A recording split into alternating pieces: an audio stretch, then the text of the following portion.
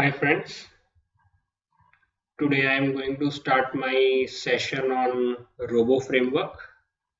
Basically, uh, Robo Framework is a Python-based framework, and it is a test automation framework used in acceptance testing. Basically, it is called an acceptance test-driven development environment. So let's start. Basically, what is the Robo Framework? So Robo framework is a generic test automation framework for acceptance testing and acceptance test driven development. It has easy to use tabular data test data syntax, and it utilizes the keyword driven testing approach.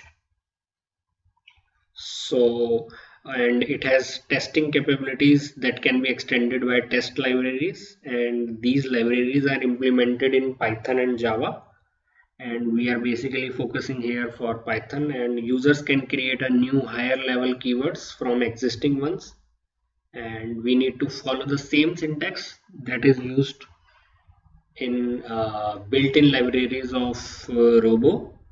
And Robo framework is an operating system, and it is basically a framework, and it is independent of operating system as well as application. The core framework is implemented using Python, and it also runs on JVM and .NET, that is Jython and Iron Python. And Robo framework itself is an open source software released under Apache license 2.0, and most of its libraries and tools are as available as open source. And the framework was initially developed by Nokia Networks, but nowadays it is sponsored by Robo Framework Foundation. So basically, we have an architecture of Robo Framework. So let us check on it. So as I said that it is a Python based framework, and it is a keyword driven test automation framework for end-to-end acceptance testing. So keyword here I means that every keyword has a respective function. So if I need to log in into a page and I need to automate that process in as a purpose of testing, then I will be creating a test case function with a name, and that will be called as a keyword. So every time when I call the function, I will be using that keyword. So that is a keyword driven programming which is done in Robo framework. So every keyword acts as a programming function. So it is easy for a user to create their own higher level keywords. So it is also a text syntax, which is a tabular style, which makes writing test case more user friendly.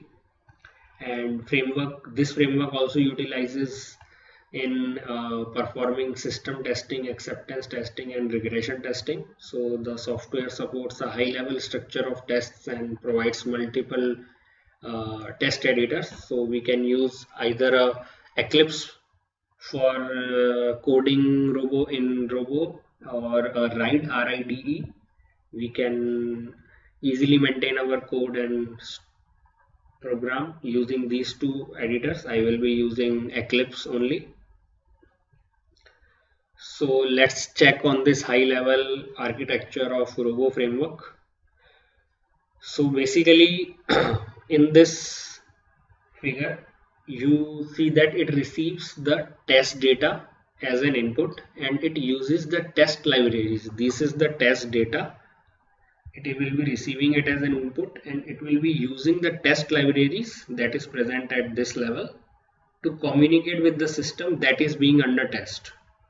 So the interactions between test libraries and the system under the test is usually direct.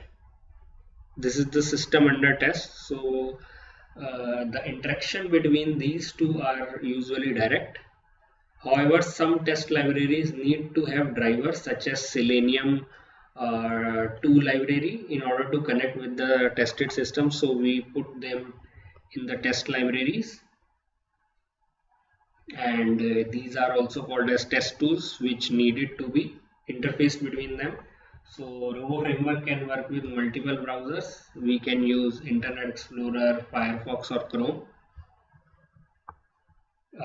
The framework also contains many standard and external libraries to support various kinds of testing, and each library serves a unique testing purpose. So standard libraries are included while we install the Robo framework, and we have many built-in libraries such as built-in operating system, dialogues or remote.